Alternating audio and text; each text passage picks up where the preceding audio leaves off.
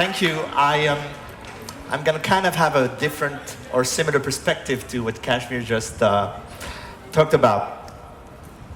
So basically, the question today is the challenge of living in what I call a post-internet world. And when I was young in the early 80s, I was part of this computer underground culture. And this guy came in France, and we had at the time something called a Minitel. It was basically a free modem. And he told me, if you call me to my phone number, check it out, you'll see what happened. And I just did this. I used my phone and then connected, and suddenly connected to his computer. That was 84. It was quite a long time ago, but back in the days, we had this incredible feeling that with a small computer, we could control a multi-billion-dollar infrastructure worth of network and phone and things like that. And today, in some ways, I actually believe that billions of dollars of infrastructure are trying to control me. So it's funny to see over the last 30 years how this thing changed. Sorry. I decided to become a journalist, and then I did the cool thing to do, become an entrepreneur. I'm working in Silicon Valley and trying to figure out how to build stuff.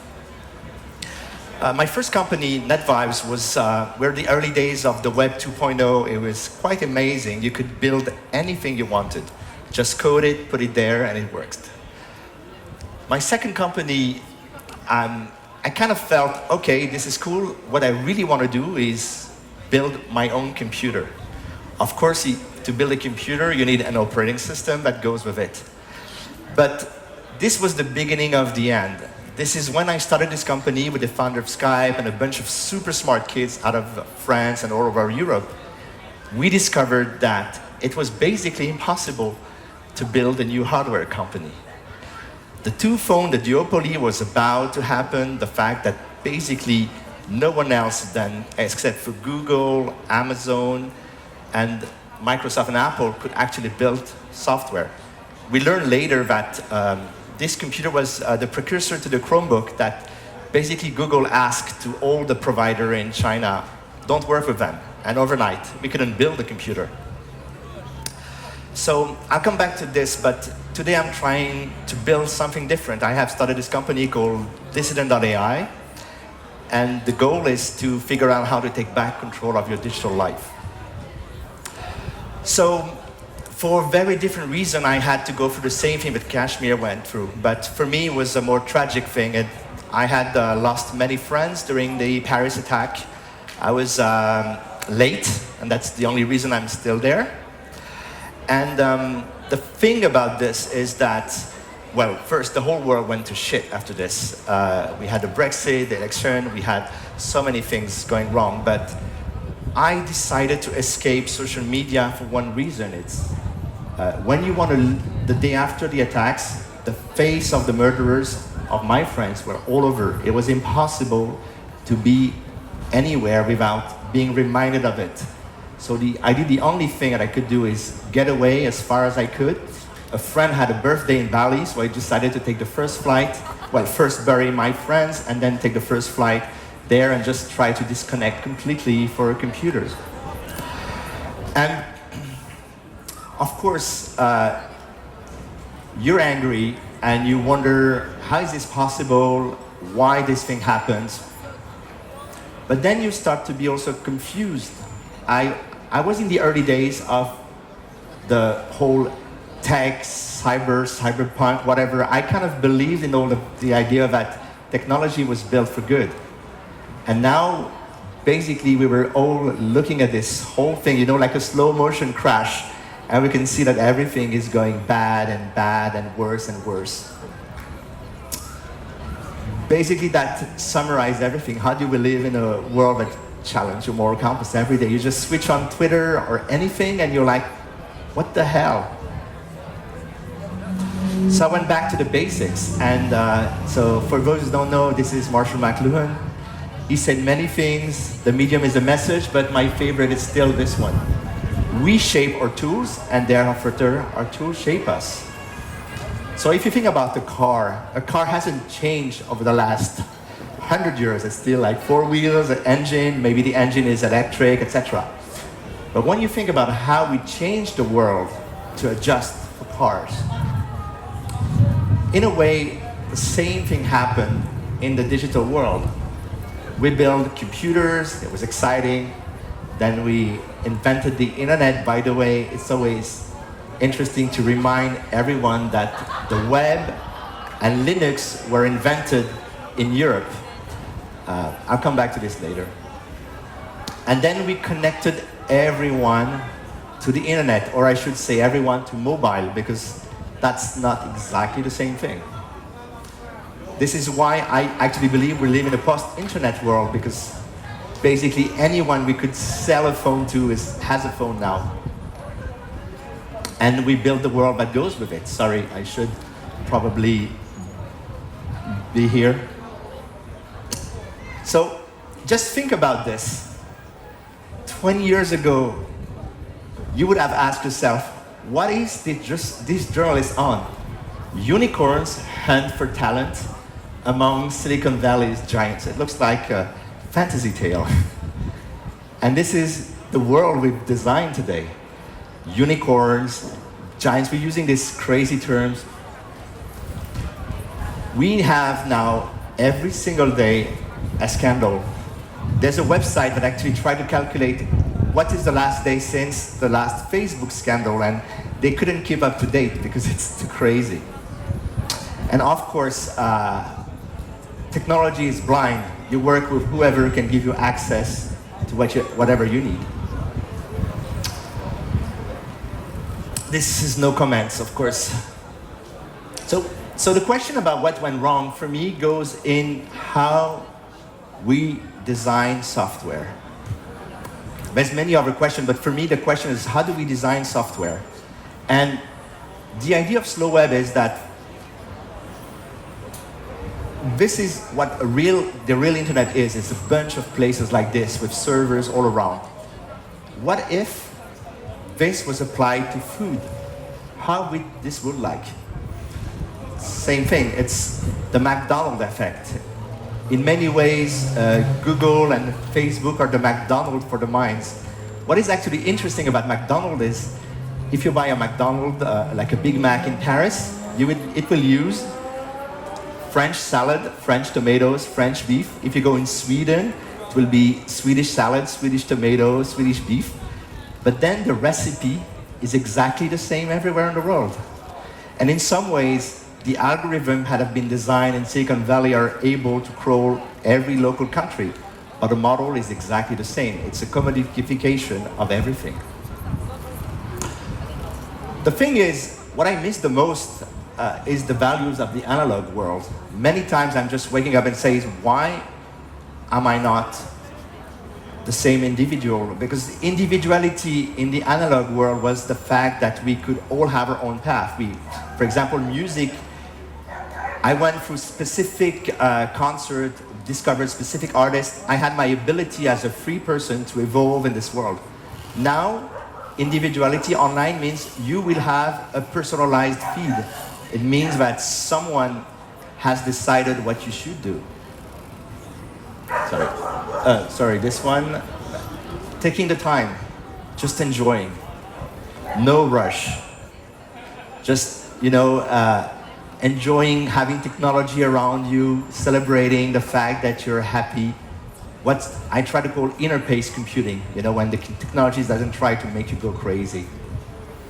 And the craft, the art of doing something really well. Not doing fast, move fast and break things. Doesn't work in the real world. So, I've been trying to think and formalize a few rules of what slow web software should be, and I came with 3 rules. The first one is transparency. What is interesting, whatever you use on a phone when you, let's say, use Facebook, and you do something as simple as liking a picture, what you assume is, I'm liking a picture, and the person whose picture it's been liked will receive a notification, and like, oh, this Tariq liked your picture. But the reality is not what happens. There's an AI has been analyzing the photo, And oh, there's a dog in this photo, so you like dogs, so I'm going to reshift completely the way you're being seen by the algorithm, or oh, you know that person too. So there's hundreds of things that are done in the back, and we have no idea. The best way, by the way, to actually ask for all this information is just ask you to put photos. There's everything in a photo, location, the things in the photo, who you are. It's pretty incredible. We don't know what the software does, or the software make you think everything you do is transparent, but it's not. Think about it. Something as simple as listening to a playlist. Now you can be targeted by a political organization. It's insane. I mean, anything that you do in your intimacy is now possibly can be weaponized. The second thing is, sorry, I should be here. Distraction, of course. In Silicon Valley and in many of the way we design things, we've been taught you have to create habits. You have to use what we call persuasive design to make sure that the user does certain things. You force people to do things. Sometimes we call that dark patterns. It means that it's made to do something, but people are not really proud of it. And the thing about it is, if you want to design a software that respects the end user, that means you have to have a high level of humility. You know, you cannot always believe what people are going to do. Leave people alone. Especially now, you know, with AI combined with big data, the situation is a bit similar to, let's say, a father and a children. If you tell anything to your child, they will actually believe everything you say, especially if a young boy talking to his dad. You can tell him anything. But you know that you can't tell him anything. You have to measure yourself. You have to measure the power that you have. And in the way we design software, we now have people who have godlike complex. And they haven't been able to fully quantify, you know, the power they have on our behaviors. Look at how Instagram is shaping the culture around the world. Look at how Facebook, even better, Netflix. It's 2 a.m., you're looking at a show. Netflix knows that at 8 a.m. you need to be at work. What they should do is tell you, hey, by the way, maybe you should go to bed. If they don't do this and say, the next episode is in 45 seconds, 44 seconds, 43 seconds. So, and I don't really understand that from Netflix, because Netflix already have my subscription and they will have it next month. Why do they constantly need to make sure, you know, creating this relation that make most of us go crazy? The last thing is, of course, privacy. But I'd like to talk a little bit about privacy, because when we talk about privacy, we usually talk about data minimization. We say, oh, companies shouldn't take too much of our data. We should know the data we're taking. The reality is privacy. Think about when I was a kid and I asked my mom for some privacy. I didn't want to have a camera in my room. I said, I'm closing the door, leave me alone. And the question is, why don't have software a leave me alone button? An incognito mode for, you know, with the incognito mode, familiar with the incognito mode from Chrome, that should be a default, like, leave me alone. I don't want the world to know that I'm going to listen to Britney Spears or some cheesy music. Don't want anyone to know what I'm doing. I don't want any of your advertisers to know what I'm doing. Leave me alone.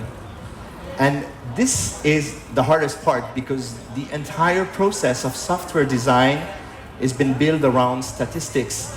And you know, you want to make sure you understand how to optimize this and that. So we create the wrong narrative around software. I believe that, and a lot of us believe that building a nicer tech world is a moral imperative, especially now. The problem is the current narrative of tech is this big battle between China, you know, the social credit. I think many people talked about it yesterday, or the big tech, and what Kashmir just talked about. And this is the new thing. And I have a question as a European is, how does Europe, with its own set of values, where culture is important and heritage is important, where a lot of the things are important, fits in that narrative. And this is a question as European, but I'm sure a lot of people in the US actually believe the same, is we're going to need to figure out how do we build better software that is actually more artisanal, because one of the things that is fascinating with this is we went from the early online communities, that was thousands of people, to social media, that was millions of people, to platforms that are billions of people. And how do you handle billions of people? How can you actually believe that one software should be enough and should be enough in terms of diversity to satisfy 1 billion people? One of the reasons I was always late on my emails and stuff is because the way Gmail is designed for people who are super proactive, super organized. I'm not. So if I don't see the email, I forget to respond. And I know thousands of people are busy or losing things for the same reason. The software is not adapted for us. It's one size fits all. So I would just like to leave you with one thought. In '93, the web was created, as you know, here at the CERN. It's funny that Europe built Linux and the web, and in some way the US built Google and Facebook. I always felt that the tech culture in Europe was more political, and in some ways the tech culture in the US was a bit more individualistic. But in '93, and actually in '92, the Super Information Highway project, the internet, was the top of the list in the US. That was the #1 thing to do. Let's move everything in digital. What did we do in Europe? The clean diesel program. And 25, 30 years later, Google, Facebook, Amazon are running the world, and the CEO of Audi is in prison for faking all the results, as you probably know. So this is one of the main questions we have to ask. We have to look in our past, but also look at our future and figure out how to build a world where we want to live in. Thank you very much.